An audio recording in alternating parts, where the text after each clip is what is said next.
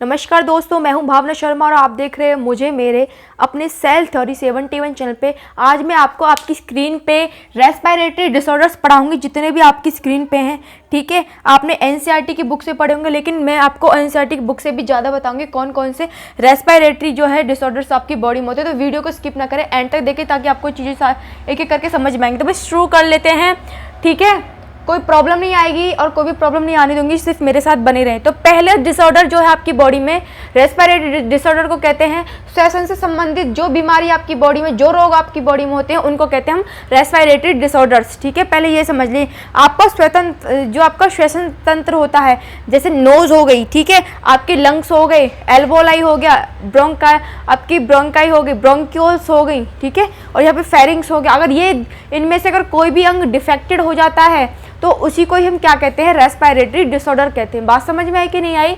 तो अस्थमा जो है आपकी बॉडी में होता है, ये एक बीमारी है अस्थमा। ठीक है, अस्थमा रोग किनको होता है और इसके क्या सिम्टम्स हैं? तो पहला है, ये किससे होता है, ड्यू टू, और ये होता क्यों है और इसके सिम्टम्स देख लेते हैं। ये भाई इससे क्या डिफेक्टेड हो जाता है, due to inflammation of bronchi और ब्रोंक्यूल्स। ठीक है, आपकी बॉडी में जो आपकी ब्रोंकाई और ब्रोंक्यूल्स होती हैं, ठीक है, जो आपकी विंड पाइप श्वसन नली होती है, श्वसन नली is bifurcate between two parts, ठीक है, जिनको हम ब्रोंकियस बोलते हैं। तो वो ब्रोंकियस जो होती हैं वो डिफेक्टेड हो जाती हैं, और आपकी ब्रोंकियस जो लंग्स की, जो फेफड़ों के अंदर ब्रोंकियस होती हैं, जहाँ से आपकी एल्वोलाई निकलती हैं, वो भी उसकी अफेक्टेड हो जाती हैं। ठीक है, इससे अफेक्टेड का मतलब है वो कैसी हो जाती हैं, उनमें क्या हो जाता है, उनमें कमी आ जाती है कुछ ना कुछ। ठीक है, उसको कहते हैं affected. Cause wheezing, cause wheezing का मतलब है, वीजिंग का मतलब है कि सांस लेने में प्रॉब्लम होना। तो ये क्या करती है, अस्थमा रोग में क्या होता है, आपको सांस लेने में प्रॉब्लम होगी, और आपका जो म्यूकस होता है, क्या होता है, म्यूकस, एक म्यूकस की फॉर्म में, आपकी खकार की फॉर्म में क्या आता है, जो बलगम आपकी बॉडी मतलब मुंह से बाहर निकलता है।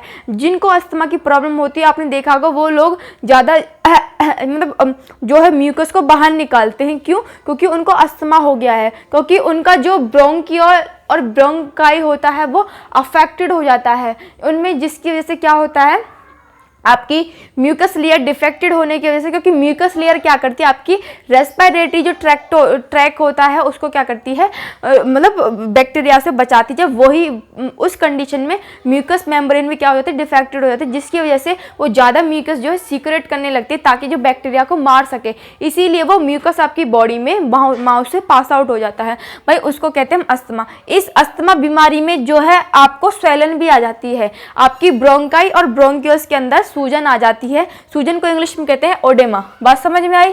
तो ओडेमा मैंने यहाँ पे लिखा हुआ है, अगर आपको दिख रहा हो तो अपनी स्क्रीन पे। आपको वर्ड्स छोटे नहीं दिख रहे होंगे मेरे हिसाब से, अगर दिख रहे हैं तो मुझे कमेंट करके बता सकते हो, क्योंकि मुझे आपको सारे समझाने हैं, इसीलिए एक एक करके आप जो है जूम करके भी जो देख सकते हो आराम से। ठीक है, और वीडियोस को स्क्रीनशॉट भी ले सकते हो बीच बीच में।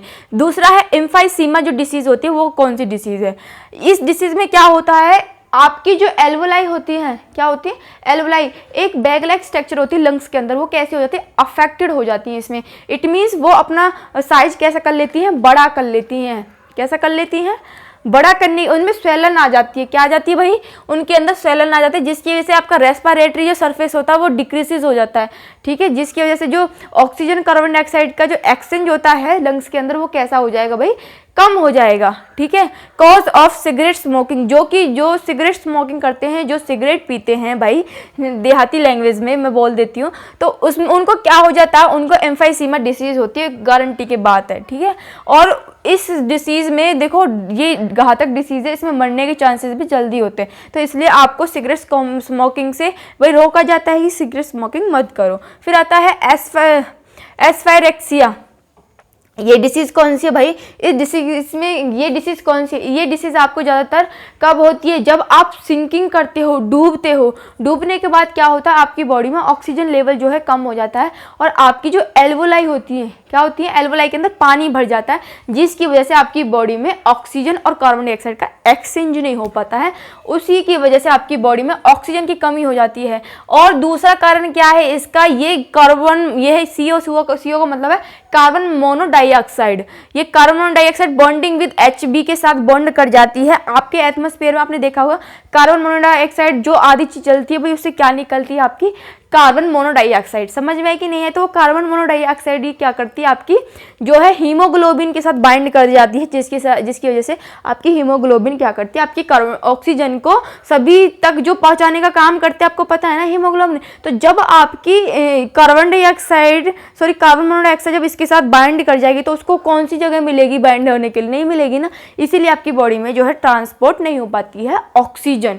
ठीक है, और ये आपकी बॉडी में मैं आपको अगर कहने लग जाऊं कि हाइपरनिया, एक तो होता है एनोक्सिया और एक होता है हाइपरएक्सिया। हाइपरएक्सिया में क्या होता है कार्बन डाइऑक्साइड की मात्रा क्या हो जाती है ज़्यादा हो जाती है। बात समझ में आई कि नहीं आई?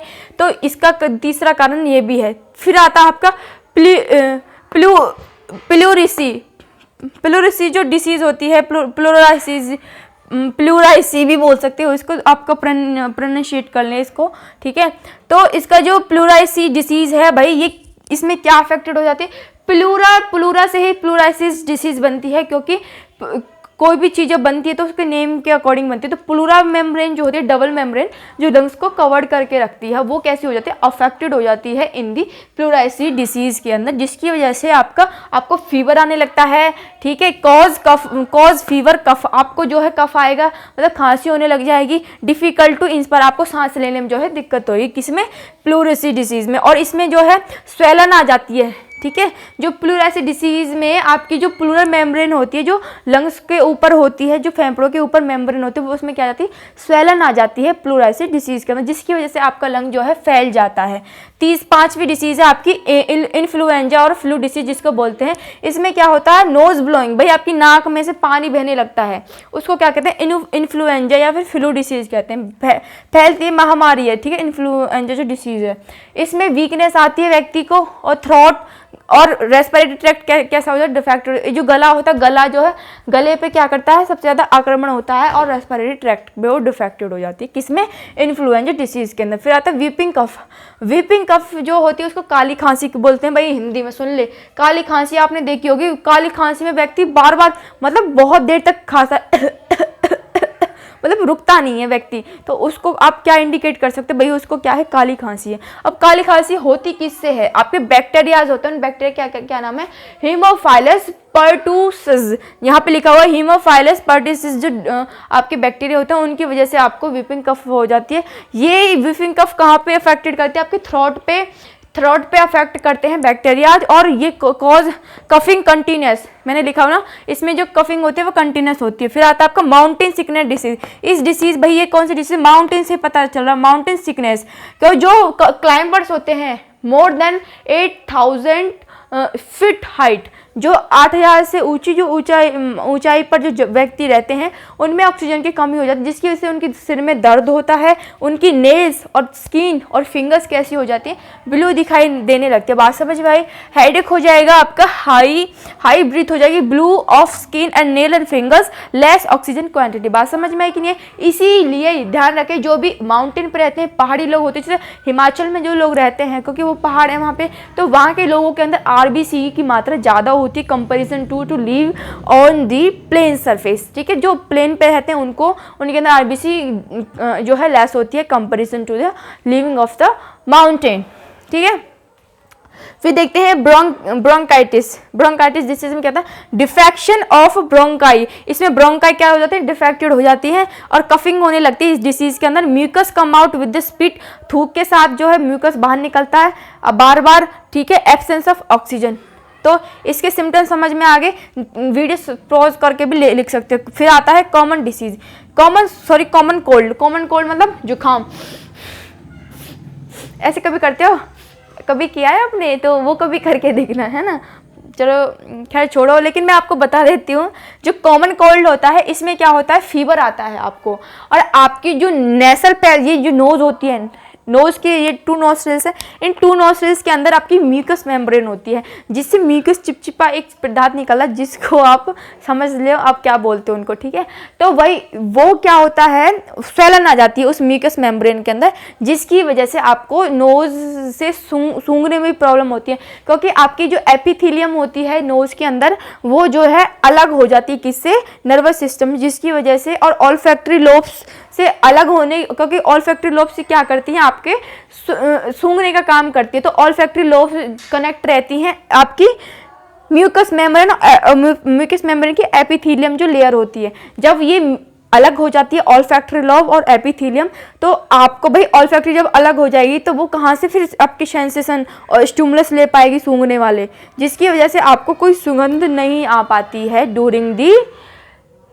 कोल्ड।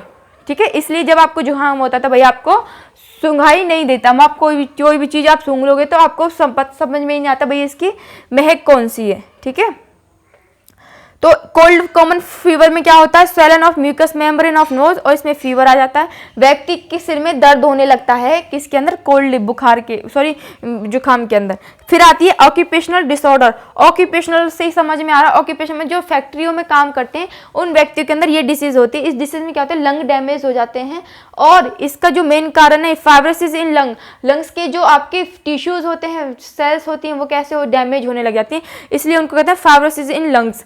इंडस्ट्री वर्कर्स में मोस्टली होती है ये। ठीक है, इसीलिए इसका दूसरा नाम क्या है, ऑक्यूपेशनल डिसऑर्डर को भाई हम पल्मोनरी डिसऑर्डर भी कहते हैं। पल्मोनरी जहां पे शब्द आ जाए तो उसका मतलब है लंग्स। ठीक है, पल्मोनरी का मतलब क्या है, लंग्स। सफर्ड मोस्ट और वीक, इसीलिए कहते हैं भाई क्या करना चाहिए, ऑक्यूपेशनल जो फैक्ट्री में काम करते हैं उनको वियर मास्क, उनको क्या मास्क पहनना चाहिए ड्यूरिंग दी वर्किंग। ठीक है, फिर आता है लास्ट वन आपका एनोक्सिया डिसीज। एनोक्सिया डिसीज में क्या होता है, absence of oxygen in inspire gas और tissues, that is called the anorexia. Anorexia में आपकी बॉडी में जो है ऑक्सीजन की कमी हो जा, बिल्कुल एब्सेंस हो जाती है, उसको कहते हैं एनोरेक्सिया। हाइपरनिया क्या कहते हैं, it is the high rate of breathing comparison to normal. ठीक है, और हाइपोनिया क्या कहते हैं, हाइपोनिया का मतलब है it is the breathing rate is lower than normal. तो भाई ये क्या थे आपके पूरे रेस्पिरेटरी डिसऑर्डर से कोई भी प्रॉब्लम नहीं, इनसे ज़्यादा आपको पढ़ने की ज़रूरत नहीं है, ये मैंने आपको फुली पढ़ा दी है, आपको कोई प्रॉब्लम नहीं आएगी। वीडियो पॉज करके स्क्रीनशॉट भी ले सकते हो इन सब चीज़ों का। ठीक है, तो सारे बच्चों आपको समझ में आ गया होगा कि कौन कौन सी चीज़ें मैंने आज भाई आपको पढ़ाई। तो भाई मिलते हैं नेक्स्ट वीडियो में। अगर चैनल पे न्यू हो, अगर आपको चीज़ें समझ में आती हैं तो क्या कर लो, लाइक करो, शेयर करो ज़्यादा से ज़्यादा। अगर चैनल पे न्यू हो सब्सक्राइब कर लेना, ताकि आपके पास ऐसी ही अच्छी अच्छी वीडियोज़ और लेटेस्ट वीडियो आपके पास पहुँचती रहे। मिलते हैं नेक्स्ट वीडियो में, तब तक के लिए जय हिंद।